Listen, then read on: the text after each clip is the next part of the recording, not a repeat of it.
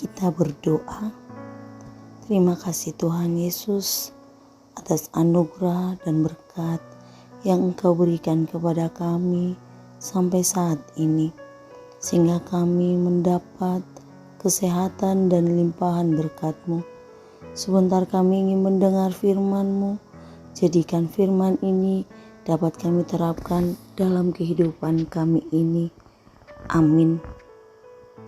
Shalom saudara-saudaraku, kaum perempuan yang saya kasihi di dalam nama Yesus Kristus. Renungan kita di bulan Maret tahun 2023 terambil dari kitab Matius pasal 25 dari ayat 14 sampai pada ayat 30 dengan tema mengelola talenta yang dipercayakan Tuhan. Mari kita baca bersama-sama Matius 25 ayat 14 sampai 30. Demikian firman Tuhan. Perumpamaan tentang talenta.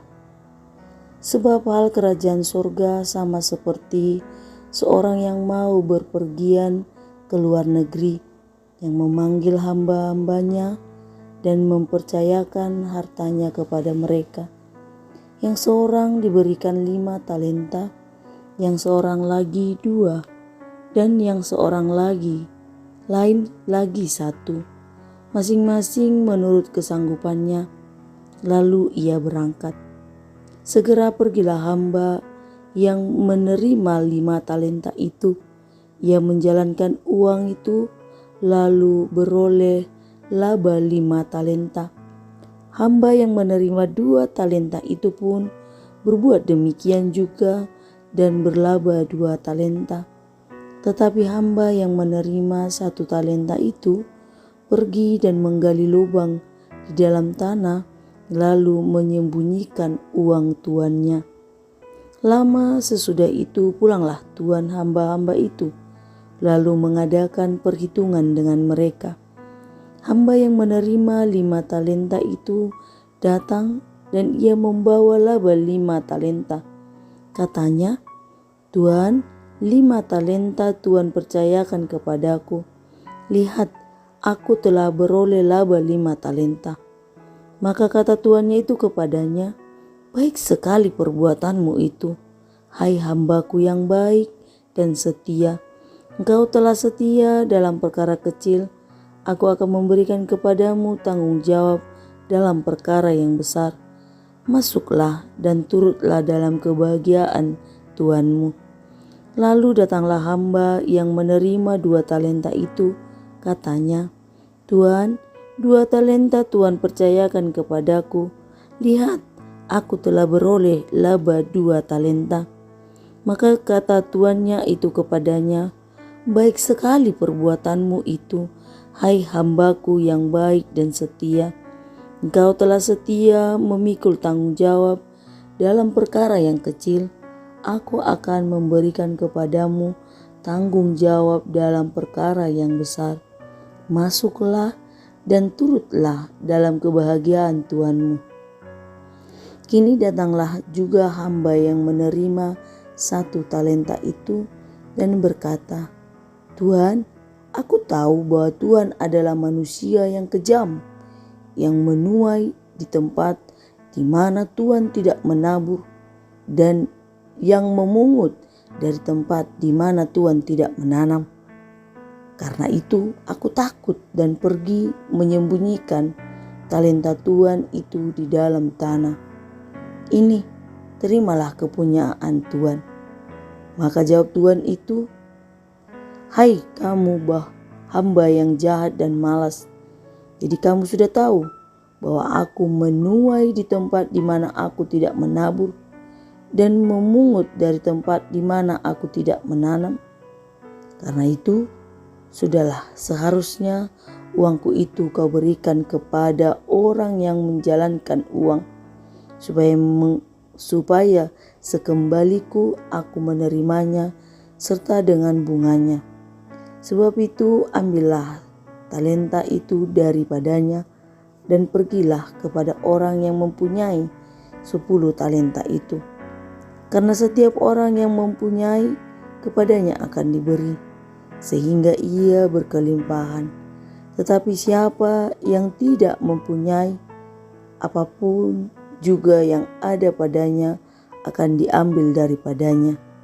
Dan campakkanlah hamba yang tidak berguna itu ke dalam kegelapan yang paling gelap, di sanalah akan terdapat ratap dan gertak gigi.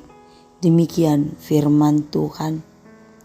Saudara-saudaraku kaum perempuan yang saya kasihi di dalam nama Tuhan Yesus Kristus, perumpamaan ini cukup menarik, tetapi harus lebih teliti untuk mendengar pesan utama dari perumpamaan ini. Pada suatu hari, di hari Minggu, seorang Bibelfro mengkhotbahkan nas ini. Setelah selesai kebaktian, seorang jemaat dari antara pendengar khotbah spontan bertanya kepada Bibelfro tersebut. Demikian dikatakan, "Berbeda sekali keterangan ibu dengan apa yang saya renungkan dari rumah mengenai khotbah ini." Tentu Bibelfro itu bertanya kembali kepadanya, "Kira-kira bagaimana yang saudara renungkan?"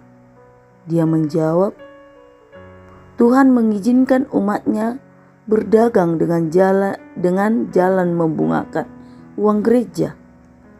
Tetapi dalam khotbah tadi, Inang sama sekali tidak menyinggung hal itu."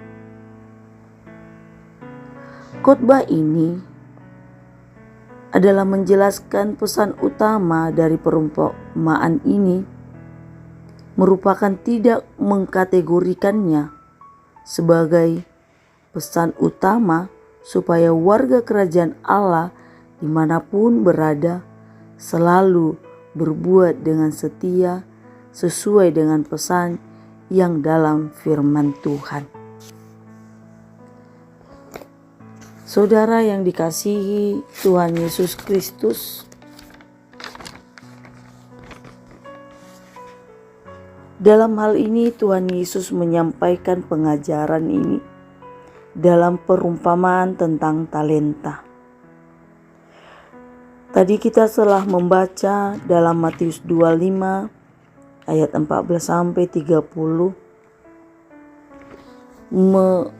menyatakan dan mengajarkan kepada kita untuk memakai kesempatan yang Tuhan berikan kepada kita. Dalam hal ini Yesus tidak mengajarkan tentang ekonomi atau bagaimana menggunakan uang, tetapi Tuhan sedang mengajar kita tentang kerajaan Allah. Hal ini bisa ditegaskan pada ayat 14 yang telah kita baca tadi, yang menyatakan, "Sebab hal kerajaan surga sama seperti orang yang mau berpergian ke luar negeri. Kemudian ia memanggil hamba-hambanya dan mempercayakan hartanya kepada mereka." Dalam cerita Alkitab ini menggambarkan ada seorang kaya yang ingin pergi dan mempercayakan harta-hartanya kepada hamba-hambanya. Yang seorang diberikan 5 talenta, yang seorang lagi diberikan 2 talenta, dan yang seorang lagi 1 talenta. Masing-masing menurut kesanggupannya. Kemudian ia pergi berangkat meninggalkan para hamba-hambanya. Saudara yang kasihi Tuhan, karena kita berbicara menyinggung tentang talenta, maka kita harus lebih dahulu tahu apa itu yang dimaksud dengan talenta. Saudaraku, kalau kita sejenak ingin mengetahui tentang talenta, mari kita buka kamus Alkitab yang ada di belakang Alkitab kita. kita akan menemukan kata talenta.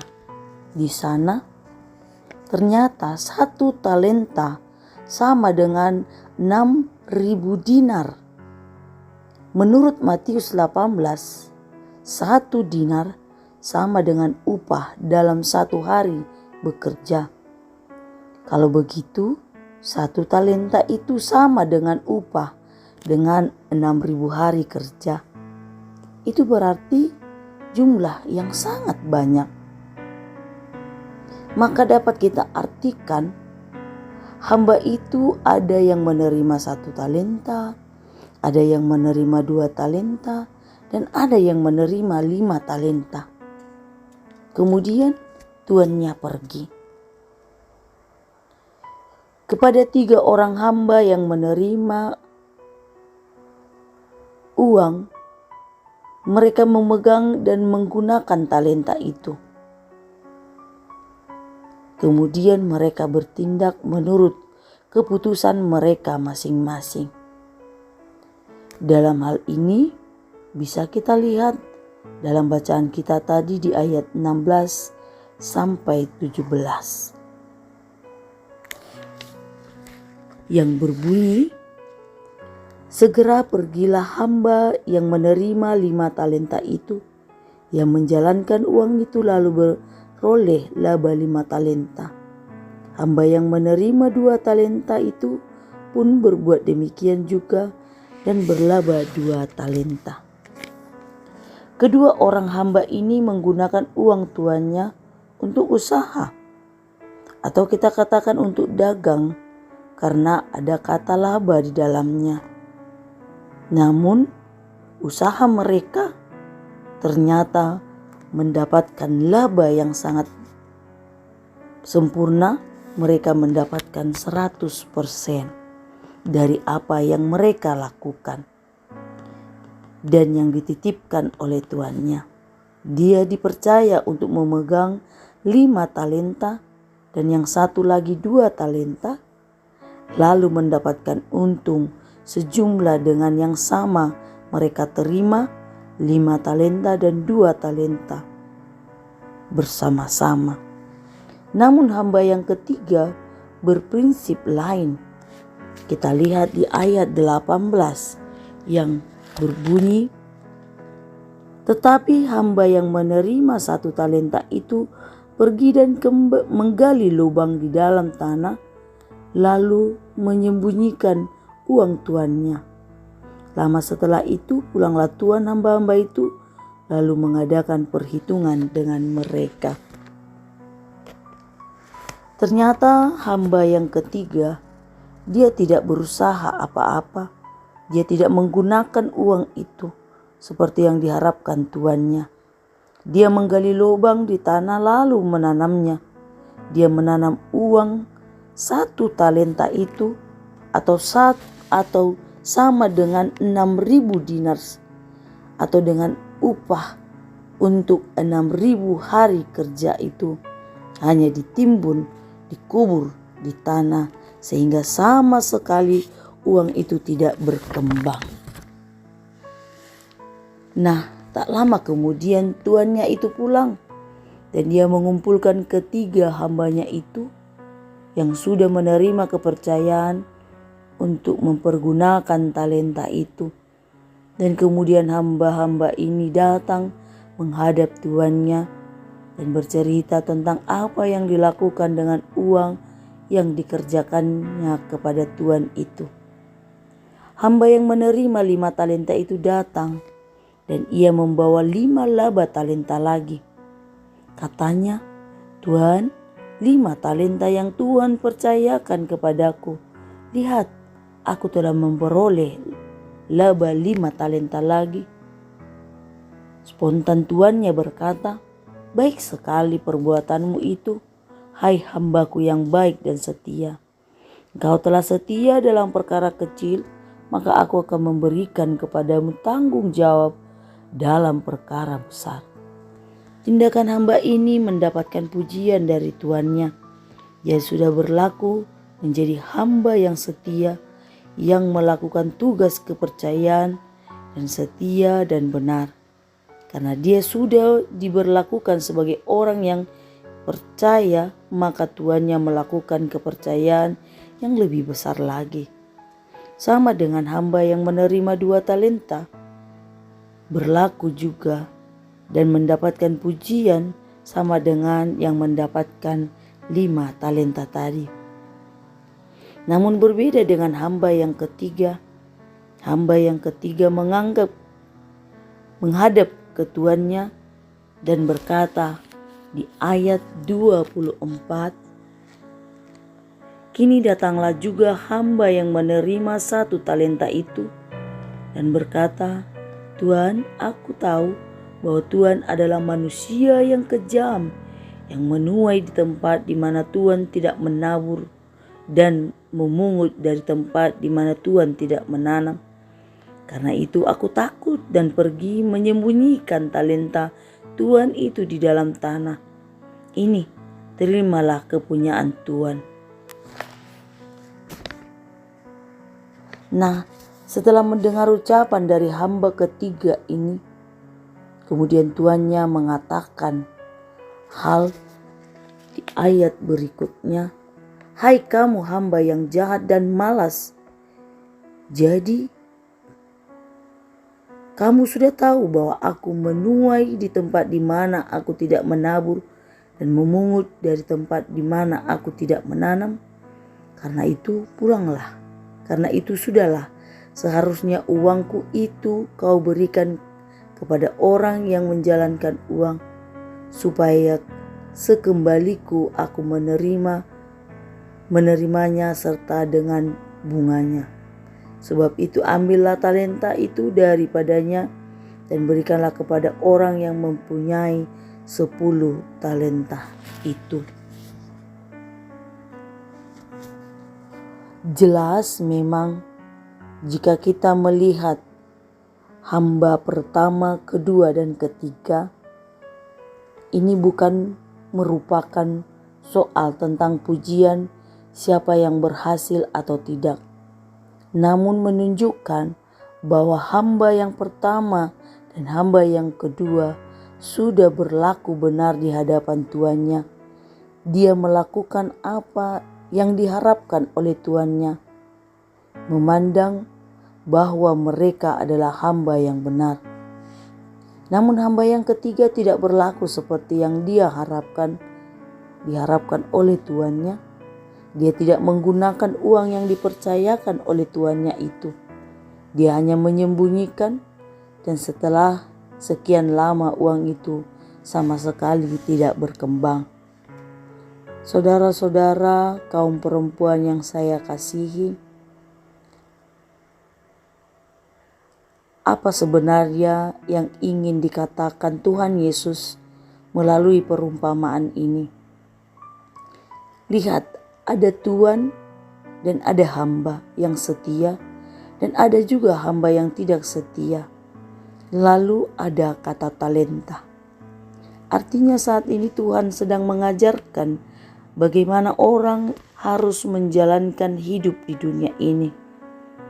Karena suatu saat nanti Tuhan akan meminta pertanggungjawaban bagi kita atas semua yang kita lakukan, atas semua yang dipercayakan Tuhan kepada kita. Talenta dalam hal ini bukan hanya menunjukkan kepada bakat seseorang. Memang sering kita mendengar tentang kata bakat, kita temui dalam istilah olahraga, seni maupun keterampilan lainnya. Namun saat ini Tuhan bukan berbicara tentang pengembangan bakat, namun talenta ditunjuk pada sesuatu hal yang dipercayakan oleh Tuhan kepada setiap orang. Talenta menunjuk kepada semua pemberian Tuhan, seperti panca indera yang ada pada kita. Bisa saja kita memiliki, orang lain tidak miliki. Ataupun dari sistematis suara kita, pemikiran kita, ataupun bisa jadi waktu kita hidup yang Tuhan pakai untuk melakukan yang Tuhan kehendaki. Saudara yang kasih Tuhan, maka pemberian Tuhan itu sudah dipercayakan semua kepada kita. Dan kita memiliki dan kita semua menggunakan. Namun belajar dari perumpamaan ini, yang diharapkan Tuhan dari kita adalah menggunakan semua pemberian Tuhan. Untuk apa yang semua dikehendaki Tuhan adalah hal untuk berkenan kepada hal-hal yang benar. Jangan sampai kita mempergunakan pemberian Tuhan itu hanya untuk memuaskan keinginan dan kesenangan kita sendiri. Kalau Tuhan memberikan kepada kita waktu lebih lama, maka Tuhan ingin mengkehendaki bahwa talenta yang ada pada kita saat ini haruslah kita gunakan dengan sebaik-baiknya. Khotbah ini mengajak kita semuanya agar tetap berbuat dengan setia sampai Kristus datang kembali di dalam kemuliaannya. Selama kita masih hidup dan masih dapat berbuat sesuatu sesuai dengan kemampuan yang ada pada kita, biarlah kita perbuat.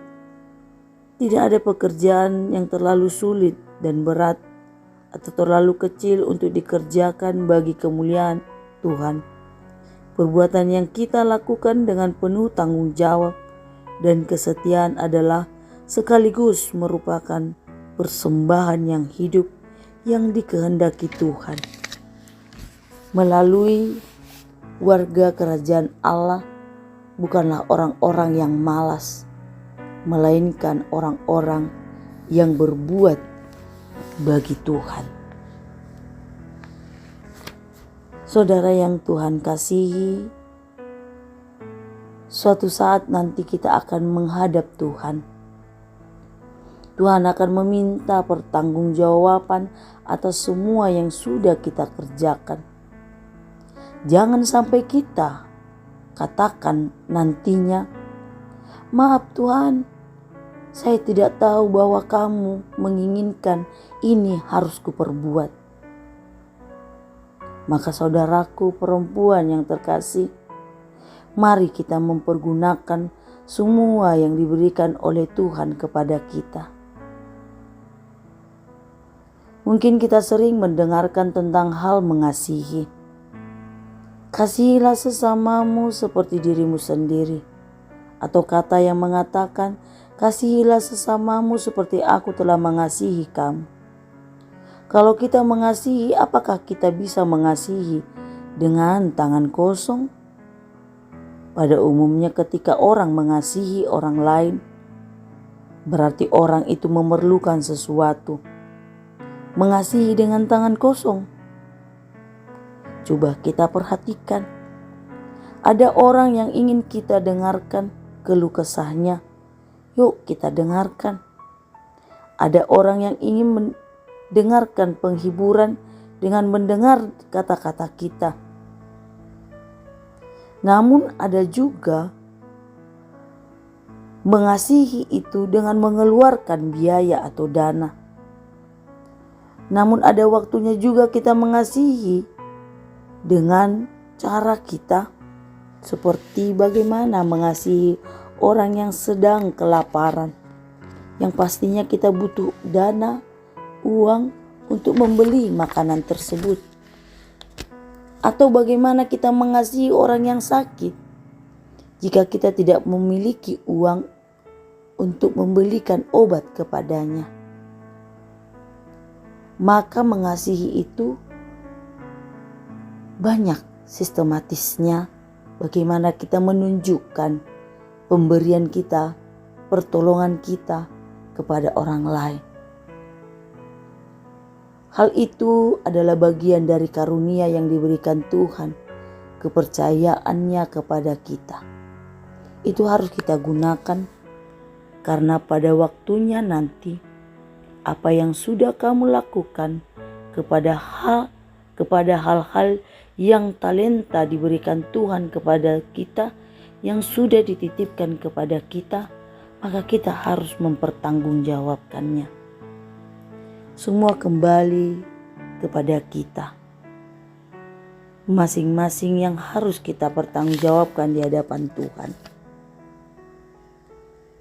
Bukan hanya saja talenta ini diberikan kepada petugas gereja atau penatua yang dituntut untuk kita kerjakan dengan proses setia sebagai setiap warga kerajaan Allah. Namun warga gereja yang berkecimpung di dalam tugas negara, pegawai swasta, ataupun dimanapun bertugas saat ini, baik itu abdi Allah, abdi sabda, atau abdi negara, semua diperbuat kepada kita untuk setia. Maka demikianlah kehidupan semua warga kerajaan Allah, harus mempertanggungjawabkan titipan talenta yang diberikan kepada kita masing-masing. Jangan kelak Tuhan menuntut kepada kita di hari kedatangannya kedua kalinya, ternyata talenta itu kita tanam, kita sembunyikan, dan kita kembalikan seperti apa yang Tuhan berikan. Namun talenta yang Tuhan inginkan saat ini kepada kita berbuah, berbunga, berbagi kepada orang-orang yang di sekitar kita, agar apa yang kita perbuat, apa yang kita lakukan berguna bagi orang-orang yang di sekitar kita. Maka pakailah talentamu melalui pita suara, melalui penghiburan, dan yang lain-lainnya yang mendukung menjadi bagian dari tanggung jawab kita yang Tuhan titipkan kepada kita. Biarlah kiranya Tuhan memberkati kita, memberikan kekuatan bagi kita untuk menjalani hidup ini, berbagi kasih kepada orang-orang yang di sekitar kita. Tuhan Yesus memberkati. Amin, kita berdoa. Bapa yang baik, Bapa yang terkasih, terima kasih Tuhan Yesus atas talenta berbagai macam yang ada dalam hidup kami, yang dapat kami pergunakan melalui titipan Tuhan. Ajar kami Tuhan untuk melakukan apa yang Tuhan kehendaki bagi kami. Jangan kiranya Tuhan melalui talenta-talenta yang Tuhan berikan bagi kami simpan dalam-dalam dan tidak kami pergunakan. Namun pada hari ini, pada saat ini, Tuhan mengingatkan kami agar tetap bersyukur, melakukan apa yang Tuhan kehendaki dalam hidup kami. Ampunkan dosa kesalahan kami, agar anugerah-Mu selalu berlimpah dalam hidup kami. Terpuji nama-Mu Tuhan, kini kekal sampai selama-lamanya. Amin.